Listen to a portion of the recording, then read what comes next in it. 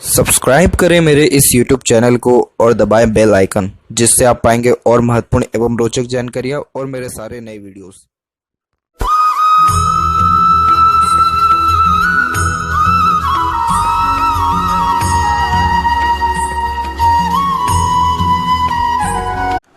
नमस्कार दोस्तों, भगवान आप सभी का भला करे और आपकी सारी इच्छाएं एवं मनोकामनाएं पूरी हों। दोस्तों, आज मैं आप सभी को इस हाथ से रिलेटेड महत्वपूर्ण जानकारी व्यक्त करूंगा, जिसमें सर्वप्रथम यहां पर आपके फिंगर के एनालिसिस के बाद इस पूरे पाम का एनालाइज कर आप सभी के सामने व्यक्त करूंगा। तो यहां पर सबसे पहले आते हैं फिंगर की लेंथ के विषय में।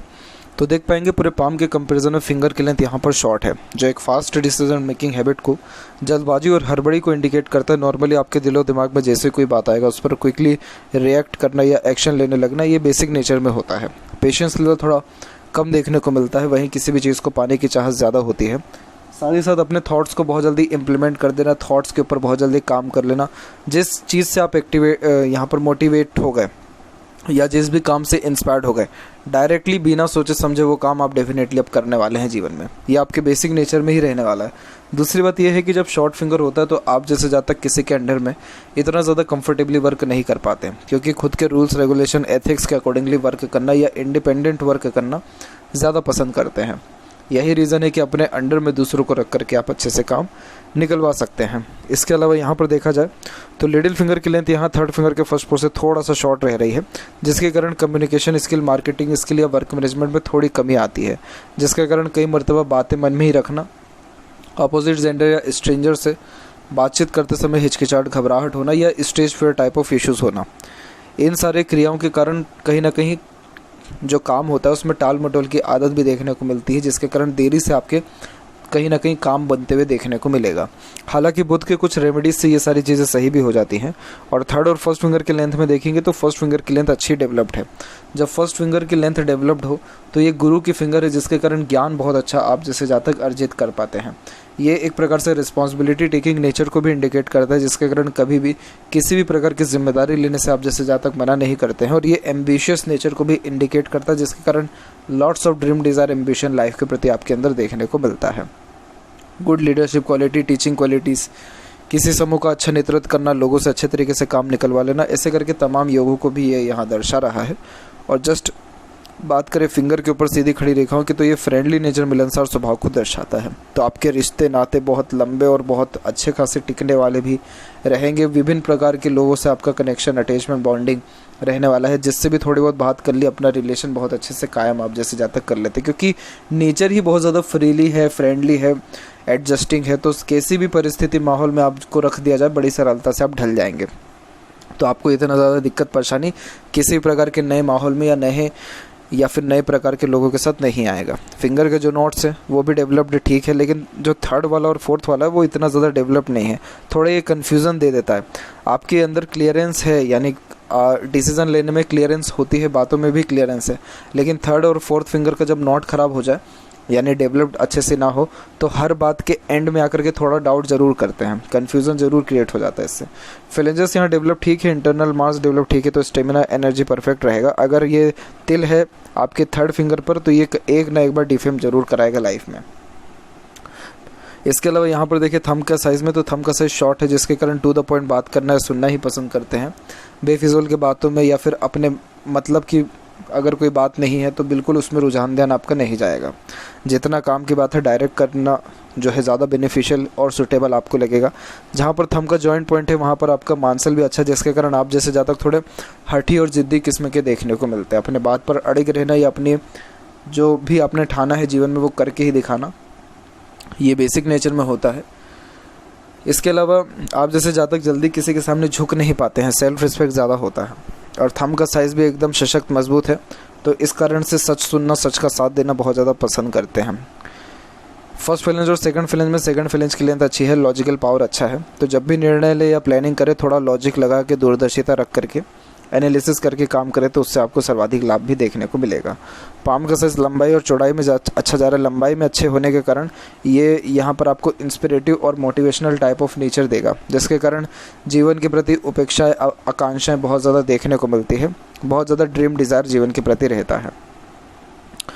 और भारी हाथ है आपका, जिसके कारण एक तो स्वास्थ्य ये अच्छा देगा और ये एक प्रकार से अच्छे प्रेशर झेलने की कैपेसिटी को भी दर्शाता है। चाहे जीवन में कितना भी दुख तकलीफ परेशानी क्यों ना आ जाए, उससे आराम से जो है निकल जाएंगे, कभी भी हार नहीं मानेंगे, ना ही गलत निर्णय अपने जीवन में लेंगे। अब यहाँ एक एक पर्वत कर सभी पर्वत रेखाओं के बारे में आपको अवगत कराऊँ तो गुरु के क्षेत्र से प्रारंभ करते हैं। तो गुरु के ऊपर आपका एक स्क्वायर का साइन अच्छा खासा क्रिएट हो रखा है, उसी के कंपैरिजन में एक और है, लेकिन स्क्वायर का साइन जब गुरु पर होता है तो व्यक्ति खुद के दम पर अपनी प्रॉपर्टी बना पाता है। गुरु कारक है यहाँ पर मैट्रिमोनियल लाइफ का, तो मैरिड लाइफ बहुत स्मूथ और अच्छे खासे बच्चों का सुख भी जो है देखने को मिलता है। और गुरु कारक है ज्ञान का, तो ज्ञान में भी किसी प्रकार की कोई भी कमी नहीं रहेगा। इसके अलावा जीवन में सुख सुविधा में भी कोई कमी नहीं है। और स्क्वायर का साइन अपने आप में प्रॉपर्टी और मनी दोनों को बहुत अच्छा इंडिकेट करता है, तो बिल्कुल बेफिक्र रहिए। अच्छा खासा धन अर्जन भी और अच्छी प्रॉपर्टी भी अपने लाइफ में डेवलप कर पाने के साथ साथ इज्जत पद प्रतिष्ठा मान सम्मान समाज में आपको बहुत अच्छा मिलने वाला भी रहेगा। इसलिए जितना हो सके धार्मिक क्रियाकलापों में लिप्त रहें, ताकि इसके द्वारा और ज़्यादा भाग्य उन्नति होना और मेंटल पीसनेस मिलना। डेफिनेटली ये सारे योगों के द्वारा आपको जो है एक प्रकार से हैप्पीनेस महसूस होगा। इसीलिए गुरु पर जब भी आड़ी रेखा एक दो भी देखने को मिले तो धार्मिक क्रियाकलापों से लाभ बहुत अच्छा मिलता है, मन भी लगता है। शनि के ऊपर देखा जाए तो शनि पर्वत थोड़ा दबा हुआ है, लेकिन यहाँ पर देख सकते तो वी सिंबल की आकृति अवेलेबल है। जब वी सिंबल की आकृति शनि पर होती है तो ये भाग्यशाली व्यक्ति को बनाता है। कैसे? उम्र बहुत अच्छी देता है, लंबी उम्र दर्शाता है। आप अपने नाती पोतों को भी सेटल्ड होते हुए अपने लाइफ में देखेंगे। दूसरी बात यह है कि ये बुढ़ापे को बहुत अच्छा कर देता है। बुढ़ापा बहुत ज़्यादा सुखमय आरामदायक बीतता है। लेकिन जो शनि पर्वत दबा हुआ है वो क्या करता है कि थोड़ा आलसी बना देता है, कार्यों में हमेशा देरी देखने को ज़रूर मिलता है। और आपका जो भाग्य रेखा है वो जीवन रेखा से निकला हुआ। जीवन रेखा से भाग्य रेखा निकलती है तो व्यक्ति अपने खुद के मेहनत एफर्ट्स के द्वारा जीवन में जो है भाग्य का जो है लाभ उठा पाता है, भाग्यशाली बनता है। तो आप अपना भाग्य खुद के मेहनत के द्वारा ही लिखेंगे, और जहाँ आपने मेहनत में कमी की कुछ भी नहीं मिलेगा, और जहाँ अपने एफर्ट्स मेहनत ज़्यादा कर लिया डेफिनेटली रिजल्ट आ जाएगा। अब ये भाग्य रेखा प्रारंभ हो गई है उम्र तकरीबन 30 और 31 में, तो आपका अर्निंग का जो पीरियड है 30 और 31 के एज से ही स्टार्ट हुआ है, बहुत अच्छा। और इसके बाद से ये भाग्य रेखा सीधे शनि तक पहुँची है, इसलिए संतुष्टमय जीवन रहेगा आपको, बिल्कुल बेफिक्र रहिए। संतुष्टमय जीवन का मतलब ये हुआ कि जीवन में सारी इच्छा मनोकामना आपकी पूर्ण होगी, वो भी खुद के मेहनत और एफर्ट्स के द्वारा, और कंफर्टेबिलिटी के साथ साथ मनी भी, जीवन में धन जो है अच्छा रहने वाला रहेगा। बीच की ओर हल्की हल्की सी जो कुछ शाखाएं हैं, ये यहाँ पर आपको इसे नॉलेज लाइन कहते हैं, विद्या रेखा होती है। ये बहुत अच्छे गाइड एडवाइस को इंडिकेट करता है कि आपके पास जो नॉलेज रहेगा वो दूसरों के काम बहुत अच्छा आएगा। इसलिए आप जैसे जातक एज ए मीडिएटर, ब्रोकर या कंसल्टेंट भी बहुत अच्छा वर्क अपने लाइफ में कर सकते हैं। और वहीं बात करें सूर्य की, तो सूर्य का क्षेत्र भी यहाँ पर विकसित अच्छा है, जिसके कारण जो कॉन्फिडेंस है वो बहुत अच्छा देखने को मिलता है। और सूर्य पर आपके एक से अत्यधिक रेखा कन्फ्यूज़न ज़्यादा दे देता है। ये मल्टीटास्किंग नेचर को इंडिकेट करता है, जिसके कारण आप जैसे जातक एक समय पे एक से ज़्यादा काम करने के आदीपन के साथ देखने को मिलते हैं। और यही रीज़न है कि हर क्षेत्र में अपने हाथ आजमाने के कारण जीवन में बेफिजूल की भागदौड़ी ज़्यादा बढ़ जाती है। तो वही वाली बात होगी कि गड्ढा हर तरफ से खोद रखा है, लेकिन कहीं भी कुआं नहीं बन पाया। तो इसीलिए कोशिश यही करना चाहिए कि एक काम एक समय पे ही करें, जब वो कंप्लीट हो जाए तभी दूसरा काम हाथ में ले। तो इससे ना ही कन्फ्यूज़न जीवन में रहेगा, ना ही एक प्रकार से देखा जाए तो किसी प्रकार का बेफिजूल का भागा दौड़ी रहेगा, और हर काम समय रहते आपका बनेगा भी। तो सूर्य इस प्रकार से अच्छा आपको रिस्पांस दे देगा इन फ्यूचर। एक पॉजिटिव साइन है यहाँ पर वी सिंबल की आकृति, इसे यशस्वी योग कहा जाता है, जिसके कारण व्यक्ति खुद के एफर्ट्स और मेहनत के द्वारा अपना खुद का प्रॉपर्टी डेवलप कर पाता है, और इज्जत प्रतिष्ठा मान सम्मान पावर अथॉरिटी सोसाइटी और लाइफ में बहुत अच्छी जो है गवर्न कर पाते हैं। आपका जो कनेक्शन रहेगा बहुत ऊंचे ऊंचे लोगों से बहुत अच्छे तरीके से देखने को मिलेगा, क्योंकि सूर्य रेखा का जो प्रारंभिक जो रेखा है वो आपकी जीवन रेखा से ही निकल के जा रही है। इसीलिए ऐसे लोग अपने खुद के दम पर बहुत अच्छा नाम, इज्जत, शोहरत बहुत ऊंचे कुल में और बड़े लोगों के साथ बना पाने में सक्षम रहते हैं। तो ये साइन अच्छा है, लेकिन उसमें दिक्कत यही है कि रेखा एक तो टूट के चल रही है और मल्टीपल्स लाइन है। इसलिए कहा जा रहा है कि फोकस थोड़ा सा ज़्यादा बढ़ाएं, ताकि रिश्ते अगर एक दो भी आपने बनाए हैं जीवन में तो वो आपको सर्वाधिक काम आ सके। मरकरी माउंट आपका डेवलप ठीक है। एक से अत्यधिक रेखा यहाँ पर मीठी बोली आकर्षित व्यक्तित्व को दर्शाती है। आपकी बोली में बहुत ज़्यादा मिठास रहेगा, आकर्षित आपका व्यक्तित्व रहेगा, जिसके कारण कोई भी व्यक्ति आपकी ओर इजीली खींचा चला है और आपके साथ एक प्रकार से बंध जाए। लोगों को बांधे रखने की क्षमता भी आपके अंदर अच्छी देखने को मिलेगा। और ये जो रेखा है ये कन्विंसिंग स्किल बहुत अच्छा रहता है, जिसके कारण किस व्यक्ति से कैसे बात करना है, कैसे काम निकलवाना है ये आपको बहुत अच्छे से पता रहेगा, इसलिए बहुत कम लोग ही आपको आपके जीवन में आपके मुंह पे ना कर पाएंगे आपकी बात को। बाकी ये साइन जो है व्यापार के माध्यम से बहुत ज़्यादा लाभ देता है व्यापारियों के हाथ में। और जो व्यक्ति बहुत ज़्यादा इंटेलिजेंट होते हैं, चतुर चालाक होते हैं, व्यापारी होते हैं, डॉक्टर्स होते हैं, उन सबके हाथ में ऐसे योग ज़्यादा होते हैं। हृदय रेखा की बात की जाए तो हृदय रेखा यहाँ पर डीप कट लाइन के साथ सीधे के सीधे शनि पर आकर के रुका है। सबसे ज़्यादा फोकस आपको आपकी लाइफ में मनी के ऊपर रहने वाला है। सुबह उठने के बाद रात में सोने के पहले धन का ध्यान एक ना एक बार आना ही है। ये प्रैक्टिकल नेचर को इंडिकेट करता है। और आप जैसे जातक सेल्फ फोकस होते हैं, कैलकुलेटिव टाइप ऑफ नेचर होता है, जिसका मतलब ये होता है कि जैसा समय परिस्थिति है उसके अनुसार जैसे आप ढल जाते हैं वैसे अपने इमोशन को भी सेटलमेंट कर पाने में सक्षम होते हैं। एक बात इसमें ये रहती है कि आप जैसे जातक अपने इमोशन को जल्दी किसी के सामने शो नहीं करते हैं और दूसरे की सारी बात जान लेंगे, लेकिन अपनी कभी भी अंदर की बात दूसरों को नहीं बताते, हिचकिचाते, थोड़ा छुपा लेते बातों को, तो दूसरे व्यक्ति आपको ईजिली जज भी नहीं कर सकता है। बाकी अगर सिंपल बात की जाए स्वास्थ्य के बारे में तो ऐसा कोई तकलीफ नहीं दिख रहा है स्वास्थ्य में। क्यों? क्योंकि यहाँ पर हृदय रेखा बिल्कुल डीप कट लाइन के साथ आपका चल रहा है। और देखा जाए तो डीप कट लाइन व्यक्ति का व्यवहार, स्वभाव और रिश्ते नाते बहुत अच्छा रखने वाला होता है, जिससे भी आप अपना रिश्ता निभाएंगे अपने ओर से 100% उस रिश्ते में देने वाले रहेंगे। तो हृदय रेखा तो बहुत स्मूथ आपकी चल रही है, तो इसमें कहीं से कहीं तक कोई कमी नहीं है।